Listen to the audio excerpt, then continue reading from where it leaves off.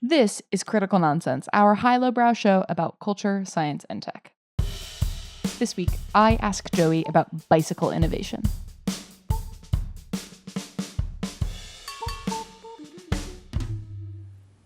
Woo! I'm a Barbie girl in a Barbie world. Life in plastic. This is what a Joey sounds like. And this is what an executive producer and Alan sounds like. Jess Vander. Hi, this is Jess. Like, wrench? I was thinking of Alan from the movie.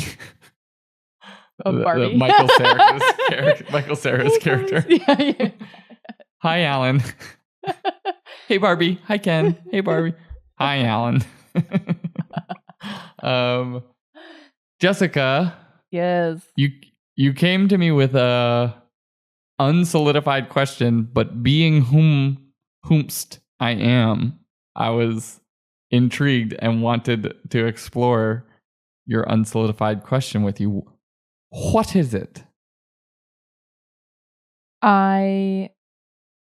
Meandering around Brooklyn, have noticed in the past several months that there is a shocking diversity of bike ownership, bike type. Lots of different kinds of bikes when you walk around Brooklyn these days. Like, you've got the city bike, and even in the city bike, you have these two kinds, the e-bike and the city bike, which are these like tanks of bikes meant to fit into the racks and basically be impervious to anything. And then you've got sort of the delivery bike, electric bike, kitted out with like the taped on mitts onto the handlebars so that is at all seasons prepared to go against wind. And then you've got the bucket bike for all the parents who are just like throwing everything in because it's effectively a wagon for them and you can haul around whatever you need. And I just got thinking that it's really interesting the way once we've optimized something that we all tend to have the same version of it. Like when you look at all smartphones these days, most really look super similar to each other and you have to get a close-up look and see, the interface to identify, oh, it's a Samsung, it's an Apple or whatever. But they largely look the same. And it was just interesting to me to think about, like, what does it say about sort of the state of bike innovation that we have so many different types of bikes right now? So I guess the question is, can we learn about coming up with creative ideas from bikes today? I think, right. It's COVID. It's COVID is the answer. No, I'm just like, it's there's, it's one of those things. But there's so many different things because of the context that we're sitting and the sort of massive impact that COVID had, that it feels like it's sort of part of everything right now. But I feel like as a product of COVID in the city, people were hesitant to go on trains. And, I've been riding my bike in the city since I moved here. And so I've gotten sort of, how long have I lived here? 15, 16 years, something like that. I've seen a pretty significant progression in the way that the city is oriented around and towards and more friendly to bikes. I wouldn't say it is the most friendly city in the world towards bikes, but it is like miles and miles ahead of where it was when I first moved here. But I think because of that, infrastructure had been building up because people were nervous about subways. What you're seeing is an increase in interest and participation in biking, even in like doses, right? Like it's not unusual to find someone who has integrated a bike into their sort of transportation mix. And the reason I bring that up is because increased interest means increased like participation and market size. And so like all of the sudden it is viable to innovate around bike context or to like have bikes for certain life stages that maybe historically weren't relevant within the US market, Totally. And it's also increased the number of use cases that people even consider bikes for. Like it goes both ways, not just from, the base demand, but like the diversity of demand, where it's still viable that you could just get a bike that you think looks nice. It's also possible you want a bike that you can race with, and that's super optimized to be super light and super wind aerodynamic. But then like you might need to like haul around your whole family because like you said, you don't want a car, but you now maybe have the possibility of being able to opt out of using a car and instead use a bike. But now you needed to hold all your stuff. And a basket won't do. So what if you create a mega basket for your kid? And how about 3 kids? And how about you it's just like I think part of the thing that's funny is like seeing that nascent explosive growth means you're seeing such creative attempts. It's like honestly despite the embroiled controversy around this, like it's kind of like all the very different tacks and explosive growth of the many different like quote unquote convenience stores as the weed market in New York City has become like suddenly exploded in the last several years post legalization. So it's just like a very interesting thing to be like, wow, oh, that won't take. Like I don't think that's going to stick around. Yeah. Some of these choices, but then other things are like, oh, I could see this, that being a really useful bike format. Yeah, I mean, I think it's I've experienced some of this for myself, right? Like I had my single speed, like had a freewheel. For those unfamiliar, it's just like one gear, but like you don't have to be pedaling all the time. It's not a fixed gear bike. So I had my single speed. That's how I pushed my own booty around town. And then when my daughter came along, I was like, okay, I'll get a rack and I'll put a bike seat on the back and we would bounce around on the weekends. Then I started having to like commute her to like pre-K when she was 3. And so then I was riding her into the city and it was 7 miles each way. And I was like, okay, this is more effort, but like it'll function. And I tried to like hold on to it out of some weird sense of like not quitting. Like I wasn't giving up. But at some point she passed the weight limit where it was like no longer right to be putting her on the back of my single speed. And also it was like heavy enough that if I like leaned a certain way, like it could start to kind of like tip backwards. And so I was like looking for a manual sort of long tail that had like the thing where she would be able to sit in the back, and I couldn't find one. Like either just wasn't available in the city, so I had to get an e-assist one. And it's really interesting because first of all, call it my dad wagon. It's like a minivan of bikes is like effectively what it is. But it's really interesting because all of a sudden it changes your calculus. Like I had a different set of criteria, and under historical conditions in New York City, I would have had to just start taking the subway with her. But because the infrastructure improved and because other people are sort of like interested in this dynamic now of like, oh, it's kind of like fun to take them. It's like more interesting. You can play music, you can do whatever. There are more options available. And like the to the minivan point, like some of the things that like I bought my bike off of Facebook Marketplace, like used because someone was moving back to England and they were like having a fire sale. They spent like $5,000 on this bike when they first bought it. I spent like $1,500, which is more than I've ever spent on a bike for myself. But like a $5,000 bike is crazy. Like some of these e-assist bikes for like 2 kids to get around town are, $7, $8, $9 grand.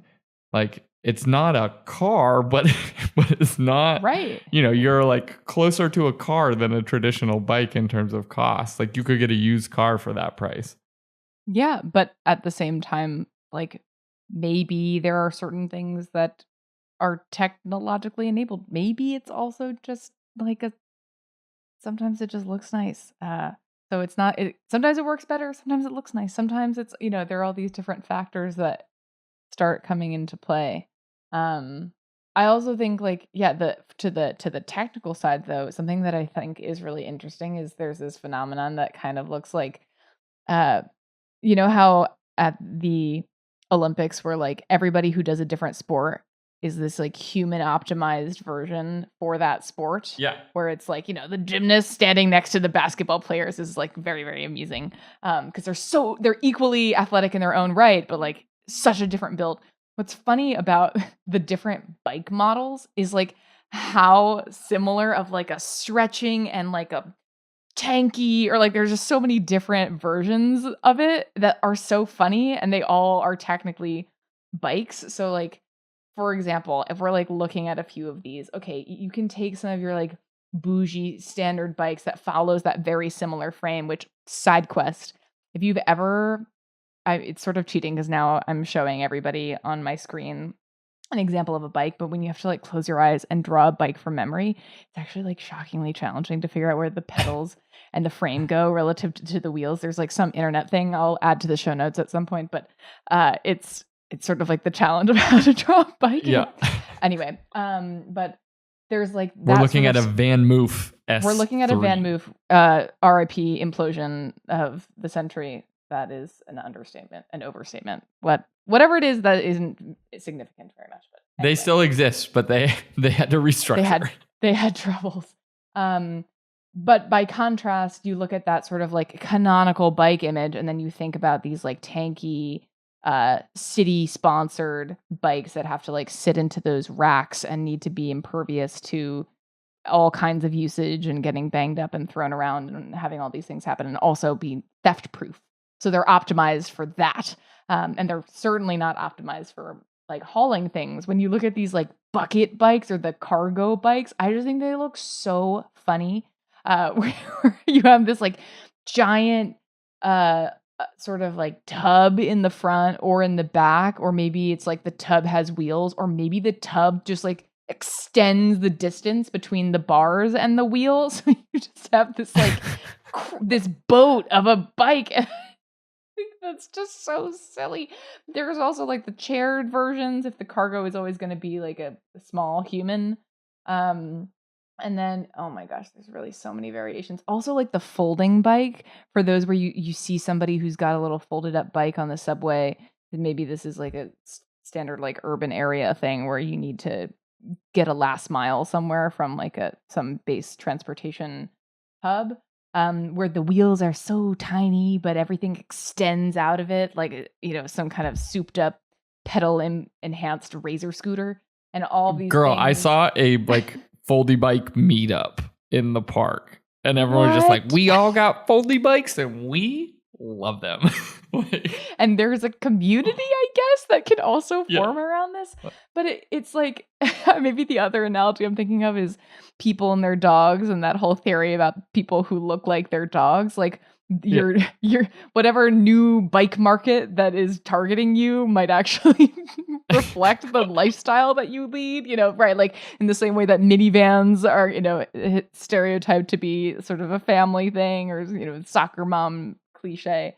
I don't know what the folding bike stereotype or archetype is. They're just so crazy that it just looks like somebody just drew up an idea of what variant bikes could become, and now we're doing it again. Compared to that, like what's the bike with the giant wheel bike from your penny farthing? A penny farthing. Yes, I swear I'm like, we're on the precipice of bringing penny farthings back. I saw a penny farthing in the park within like a year or two ago. I also saw the double stack. Have you seen this? A frame like on top of a frame that are welded together that is just like higher in the air. What? I don't understand that. I do know, yeah, the penny farthing is the huge wheel with like a tiny little trailing wheel. But are you suggesting that this thing has two wheels, the number 8?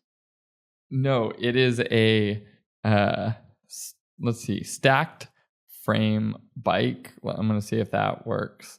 It is like a traditional road bike, but they just basically hold on, I will. Oh my gosh. I'm looking at a you photo just like of one. weld one frame on top of another frame, so you're sitting like 6 feet in the air. But I've never seen someone like stop at a light on one of these or like In some climb ways, off or get going. So I don't know how that process works.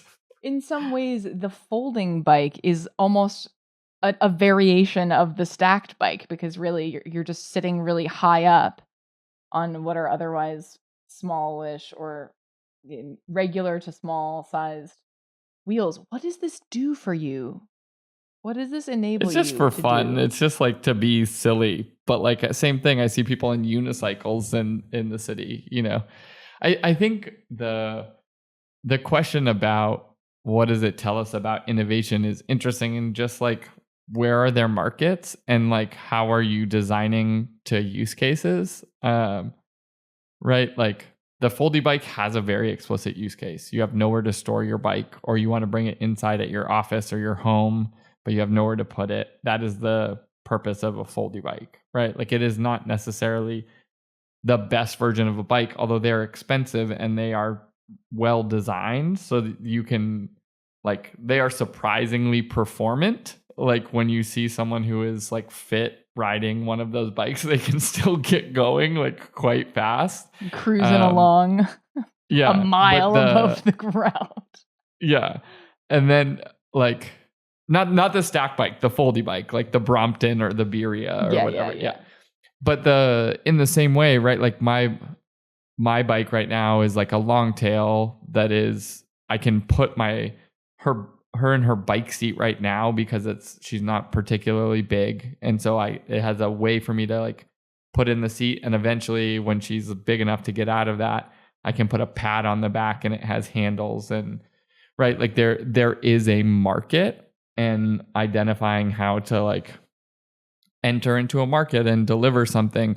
I mean, there's been a lot of stuff, like obviously people have loved bikes for a long time, and other countries, other communities, other cultures have had bikes be more central to the culture, like the Netherlands or, you know, like Denmark or other places in the world that have like very vibrant, fully fledged bike communities. And some of these models are coming from places like that, but there is also innovation happening simultaneously. And in that same vein, there have been things like the chainless bike, as an example, is a concept that people have been working on, but there was not necessarily enough interest where they could fully develop. And so like as the market expands for sort of a higher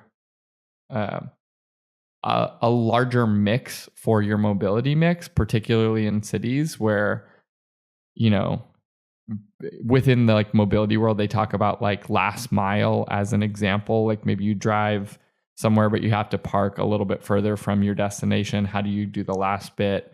Companies have talked for a long time about like you put like a foldy electric scooter that somehow like sits in the trunk somewhere and is charging. Like they have like all these ideas, but like the market wasn't really there because consumers weren't particularly open to having more than just a car in their mobility mix. But that is changing, which is sort of like opening up the expansiveness. And I think my like honest opinion is that most of it has to do with fun. Like I didn't want to get an e-bike because I felt like I was not going to be exercising enough or like quitting.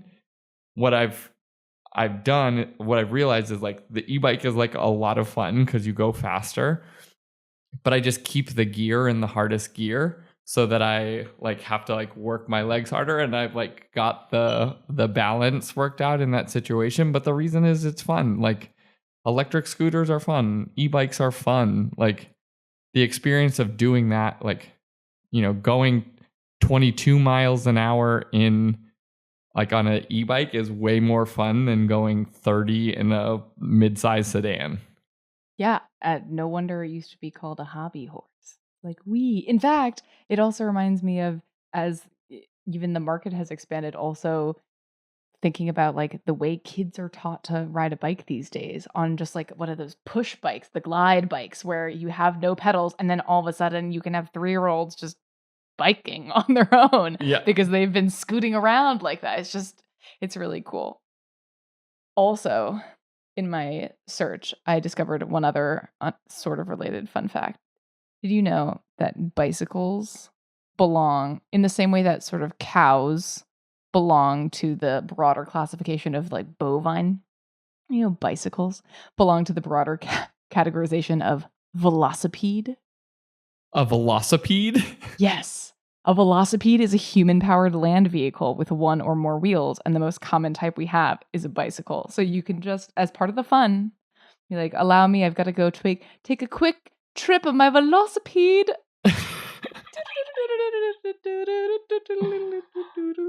A square is a rectangle, but a rectangle is not a square. Is that what? Yeah. A bike is a velocipede, but not all velocipedes are bikes. Yeah, like you could have, a trike. Like the little pedal go-karts that exist and stuff like that. Yeah, a unicycle. Recumbent bikes. Oh, yes. Wow. I mean, please come to us with all of your incredible bike variations. Like even a quick turn, I'm seeing there's like this incredible Edo period era tricycle that was having a revival moment in Japan. Like really, there's just so many cool variations, and we want to know. You know what else like you're making me realize is that the acceleration in battery innovation and adoption of electric cars, I think, is also probably going to accelerate innovation in like this category, because suddenly when you can do, right now, like the battery on my bike is probably can get me, depending on the speed setting it's in, like let's call it 20 to, or, maybe 15 to 35 miles if I have it in like the highest or the lowest assist setting. But like all of a sudden, if I have the bike that can take me 50 miles, or I'm not having to charge it as much, or 100 miles, like the ways in which you might like experience things would be like quite different. Like if I could take an e-bike out to Long Island or up to Westchester or something, like it sort of expands your ring of mobility, I guess. I don't, maybe there's a more appropriate concept within the field. Yeah, I mean, this is a whole thing internationally where there's like the battery swapping stations where you can just take the whole thing out and add it to your bike. I don't know enough about it, but I know that this is a whole thing. Maybe the next time we'll talk about batteries. Let's talk about batteries. All right, Jess, well, how you want to wrap this up? I don't know. More people want bikes, and there are more bikes to want. So get riding. Diversify your mobility mix. Yeah, that's the Joey version. There's the Jess version, and there's the Joey version. And then you can pick what you like, and you can ride your own bike. Paddle your own canoe. Ride your own bike. Velocipede! Velocipede! Critical Nonsense is a Sylvain production. Brought to you by stacks on stacks on stacks of bike frames.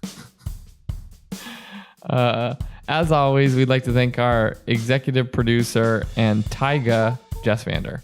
You're welcome. We'd also like to thank our sound engineer and the cyclist, Alex Contel. We'd like to thank our programming coordinator and mayor of Rack City, Rack City Les Jacobs.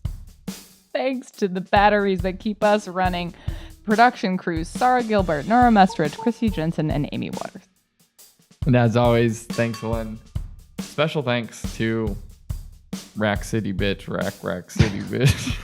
I made a mistake.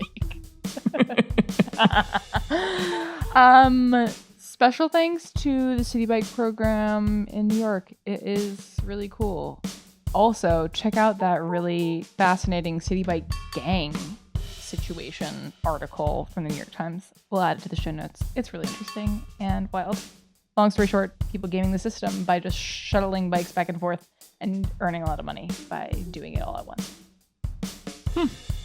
All right, well, I think that feels good.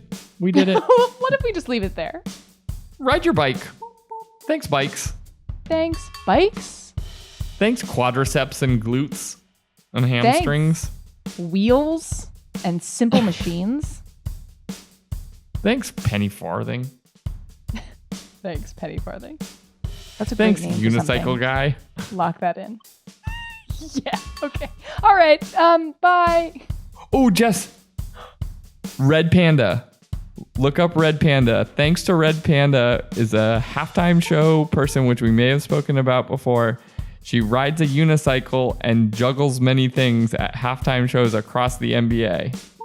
Bulls, But it is like a 12-foot tall unicycle wherein she juggles plates and other such things. Wow. Well, you've got to see this, so you'll have to check out the show notes. Okay, that's great. All right. Love you. Mean it. Bye. Okay, bye.